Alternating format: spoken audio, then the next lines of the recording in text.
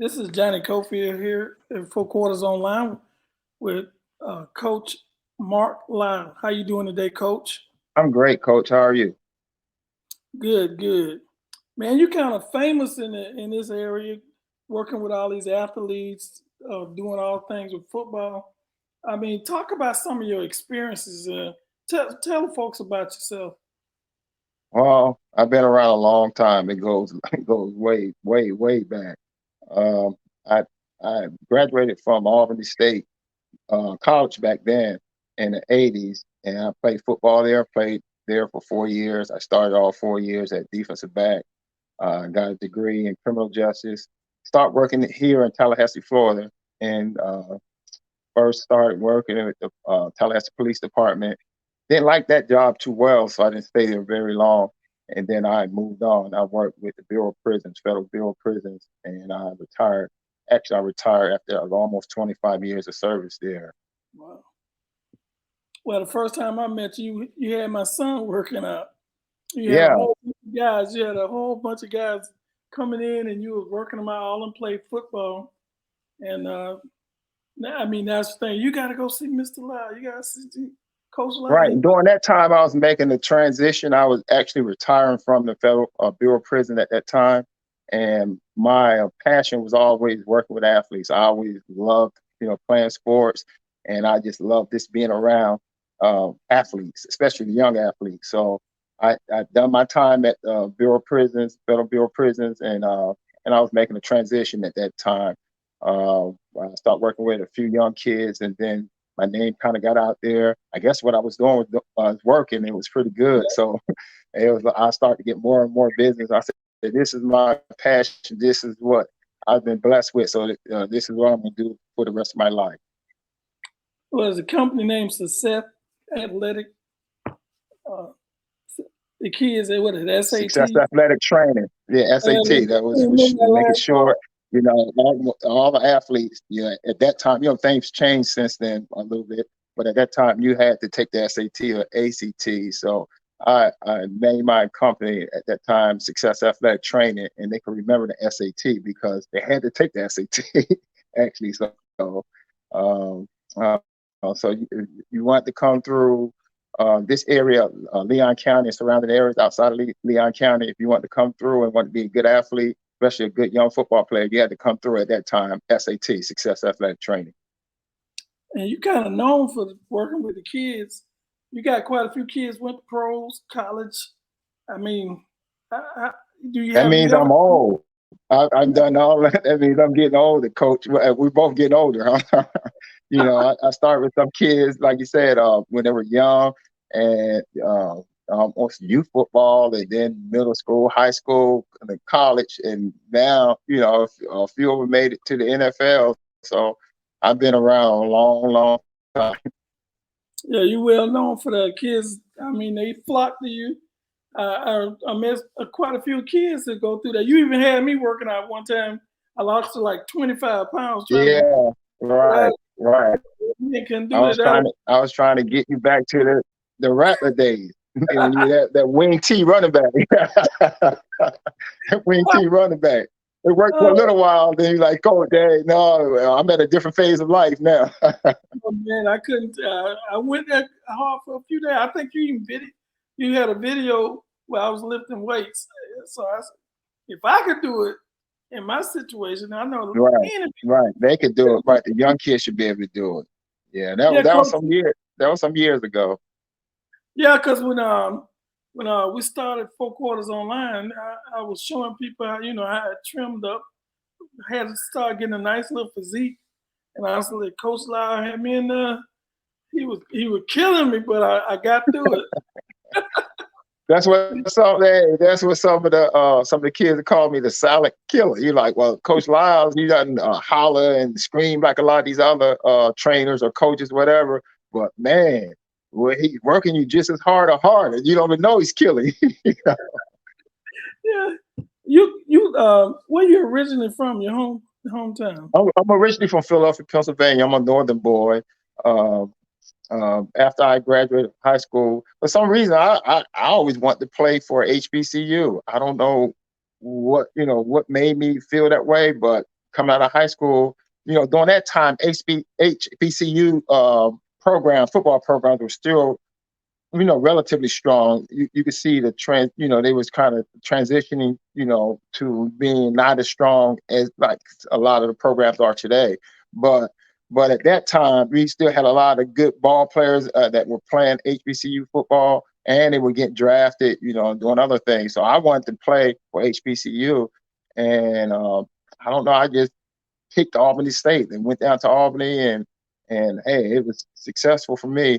I met my wife from Albany State. Some of my best friends are from Albany State, and I just loved it. I enjoyed it. I really didn't want to go back up north, but maybe to visit once in a while, visit my family, and for a few days or a week at the most. And I'm ready to get back down to the heat in the South. So, did you come on a visit and you saw the place and fell in love with it? Because No, actually, I didn't even visit Albany State. They didn't have wow, any virtual tours like they do today, but they sent me some, pictures. I don't know if it was even Albany State. They showed me some pictures. It was like some palm trees, and it was a nice campus, and it was some beautiful women. And I saw the teams that were playing. I was familiar with Florida A&M at that time. They were playing Florida A&M on a regular basis, and Bethune-Cookman. And I was like, this is where I need to be. This is where I'm going. And I just decided. I woke up one day, I said, I'm going to Albany State. And like I said, it's been yeah, one of the best decisions I ever made. that's a long way from home. That's a long way from home. But like I tell some kids, everybody can't do that, and some kids need to get away from home. Uh, I grew up north, and I grew up in a big family. So I kind of wanted some of that, feeling of being away from the rest of my family. It was like, it was a lot of us in our household at that time. So I kind of wanted some privacy and wanted to be by myself for a little while. So I decided to go, a long ways from home. And at first it kind of, it got to me a little bit, but after a while, especially when I first got down there, I saw those, what you call those, orange dirt, and it was raining the first day. I saw the orange dirt, the dirt roads and all that. I was like, man, what did I get myself into? Then after a while, I met some good friends from Albany and surrounding. We had a lot of people from Atlanta, Georgia, South Florida. We had a few people, have a few teammates from Tallahassee, Florida, and I met, a lot of good friends there. And I didn't miss home as much. That was like my second home. Wow, and you end up in Tallahassee. Uh, well, I guess to go to work. And you've been. How long ago was that anyway, Coach? What's that? How long ago you moved here? I moved here in 1980, 87. Wow. That's been a long time ago. Long time It ago. So I'm more of a Southern boy right now than I am a Northern guy. is. Well, we'll get to the real reason I'll be talking to you today. You wrote a book about Yep. football. Tell us about the book. Tell us about the book. Well, I noticed, and we all, especially football junkies, we noticed the changes that's been kind of taking place over the years, especially with transfer portal, the NIL, the ability for kids in a lot of different cities and states to go from one school to another school without too much, uh, stoppage. So I said I need to, examine those areas a little bit more, and then put it out there for parents and for student athletes to know that this is what's happening, and you need to know this process so you can be ahead of the curve and do better with the process. And so that's what made me kind of just start to write, jot, like I said, examine and see what was going on with the changes, and jot things down, then put it into book format. And what's the name of the book? Is it really all about our young football players? When you go to a lot of places, a lot of football games, and just out with friends, whatever, you hear a lot of people say that it's really all about our kids. It's really all about our young football players. If you're around in the youth football or high school or middle school football, they love to say that. And a lot of situations, that's not true. They're saying that, but a lot of people are benefiting off of these our young football players and our young football players and their parents. They don't know that, don't understand it, and it happens. And like I said, I want to put that information out so they can understand a little bit better. If they decide to do whatever they decide to do, with their kids, as far as football and school and moving around or transferring from one college to another college or playing for certain coaches or even as young as youth football. To me, youth football is about development, but a lot of times, a lot of these programs or organizations in youth football load up with the kid that's already good, and they're not developing the kids. So sometimes parents decide to go that route. Sometimes they don't. So I just wanted to put a book out with the information so they could see it and read it, and then they will, be more prepared for that situation. Well, how can I get my hands on this book? What the folks? You can go to Amazon.com, Books a Million, Barnes and Noble. You can order from those three outlets. Or I even have I have a bunch of books right here at my house, and I can send. You can DM me on my Twitter. You can DM me on my Instagram or either Facebook. For the old people, Facebook, and then I'll get with you and send you. Give me your address, and I'll send a copy to you. Coach, your DM, what's the name of your Twitter? What's your Twitter handle? Success Athletic Training. So it's easy. And, right. And with Instagram, it's Mark Liles. Now, getting off the book a little bit, you do work with a program in South Georgia where you were a youth program, youth football. You also coach high school football. Which one you like the best? It's kind of strange. I love working with the little kids because it's almost like you're cooking, you're building something like have a bunch of clay and you're putting it together, especially with the younger kids in youth football. So I really enjoy being around the young kids and seeing them develop and seeing them grow and then looking at some of them, and you can tell what they probably would be at the next level and how good they would be at the next level. Sometimes you can't tell, but some cases you can. A lot of cases you can. Now, at the higher level, high school, it becomes more of a business. You got to win. You got to have those Jimmy and Joes out there. You got to win games, and you still want to. At some stage of those high school kids' development, of their careers, you still want to develop them, but you got to win games at the same time. So it's kind of you're on a fine line where you got to develop the kids, but you need to win. So you got to put good kids out there. So you got to have great coaches, to help you develop those kids. So I think I prefer more with the older kids because I know it's serious at that point. Oh, you say with little kids, they just have right. Little kids with the smaller, younger kids in youth football, to me, winning and losing is not so important. To a lot of the coaches at that age, it is. But to me, it's not that important. We're all going to win and lose, not only in football or any sport, even in life. You're going to win and lose some. But it's more important about development and them getting better and them learning. Sometimes a loss is not a loss. A L is not a loss. It's a learning lesson. You learn from losing, and the next game you won't make that mistake. But the higher you get up now, you don't have that. You can't afford to lose and take those L's all the time because you may not be around as a player, and the coaches who are coaching you may not be around. You have a big change. You coach for many years, so you understand it. So it's more pressure put on you. But I like that pressure at that level, at the higher level. But with the younger kids, it's fun. But like I said, it's more about developing them to me. Well, the last thing I want to ask you coaching, who are some of the people who influenced you while you were coming along in your football career and now coaching? Definitely. First, I had two high school coaches. Coach Sadek, he's not with us anymore in Philadelphia. He's passed. and he was a hard-nosed coach.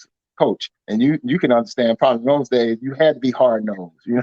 hard-nosed in your face, cuss you out, do some other things to you physically that probably he would be locked up for today if he was around. But that's I was used to that, so it didn't bother me. And then his assistant coach, Coach Kane, he was a coach, would talk to you, explain things for you. Both coaches love you, but they loved you in a different way. And Coach Kane, Stephen Kane, our assistant coach, he would, get with me in the summertime. He saw something in me when I was young. I didn't know it at the time. And he worked in the summertime at a health club down in Philadelphia, and it was really expensive. The rich people would only go to this health club. And he would sneak me and this other guy, off lineman, in uh, during the summers. And it helped me become a better ball player. I got stronger, got more athletic, and I'll never forget that. And sometimes he's still living, and I talk to him on social media, and I tell him all the time how much that meant to me. Because he showed me he cared for me, and not only did he show me he cared for me, he provided something that helped me get to the next level. So those two guys at my early stage football, because I didn't really play youth football. We were doing too many other things up in Philadelphia, so youth football wasn't in my plans at that time. Now, when I got to college, Coach Hampton Smith, the legend, at Oh, Albany State, and during that period of time, when I first got there, we were going through a transition of time when we weren't winning that many games to becoming a powerhouse. My last 2 years there, we were one of the best, not just Division II HBCUs, but we were beating. At that time they called 1AA schools. Now they call it FBS HBCUs. But we were beating those schools. We were beating FAMU, we beat Alabama State, we beat Alabama A&M during dang. that time. So he was a hard nosed guy, and he was a guy that he did a lot of things in a weird way, but I used a lot of things that he taught us even today, and it helped me so much. A lot of the things that he taught me and taught the players, my teammates during that time, it helps me so much. Not only in, like throughout football, but in life, it helps me today. Wow. Wow. And what kind of coach you consider yourself? I'm more well, like I said, the coaching industry has changed a lot, but already like this. I'm more of a coach. I see myself more as a teacher. I'm not going to yell. I'm not a yeller. You know, I think some kids you have to get up in them like that. That's the way they understand. But I think like these kids today, especially, they kind of shy away from that. And when you yell at them and you push them into a corner, whatever, they they won't do anything. They probably won't get the best out of them. So Right. me, I like to just like talk to them and tell them what I know they can do, not what they did bad. I try to tell them something positive and, the things we worked on, and this is what you can do. This is what you did last time, and this is what I see you doing. So get out there and do it. I'm that type of coach, you know. But Coach, before we go talk about your book and how they could get it, one more Yeah, time. this is my book right here, Coach.